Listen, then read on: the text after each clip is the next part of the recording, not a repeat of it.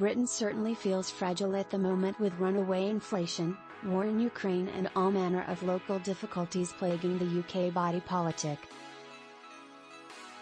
Already beset by various scandals and electoral setbacks, Prime Minister Boris Johnson suffered even greater body blows on Tuesday with the resignation of both Rishi Sunak, the Chancellor of the Exchequer, and Sajid Javid, the Health Secretary, key members of the cabinet.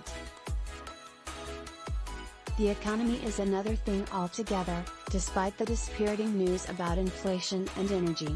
The UK isn't actually in that horrible a shape, what with £400 billion, $480 billion, of pandemic stimulus in circulation. If the world tips into an energy shock recession, then this rainy, small crowded island nation ought to hold up better than most. With full employment, a strong banking sector and robust household and corporate balance sheets, and the ability, despite what the last Chancellor said, to add more government fiscal stimulus, any downturn can be mitigated. The UK's debt to gross domestic product ratio remains just below 100%, better than many other major economies, so there's room to borrow. Deeply indebted Italy is at more than 150%. Sunak had already reached up several times into the magic money tree since detailing the budget in October.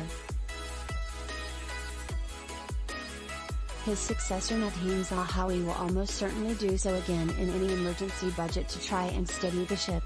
Whisper it, but there is plenty of flexibility available if the political need arises. Tax cuts are coming and the UK government bond market can handle any extra supply within reason. That potential fiscal splurge is hard to model into economic estimates, so be careful when listening to some of the more apocalyptic forecasts. The OECD, which has been referenced frequently of late, has a particularly poor track record predicting UK growth. What matters is that the Bank of England has renewed confidence to continue its rate hiking cycle to combat inflation.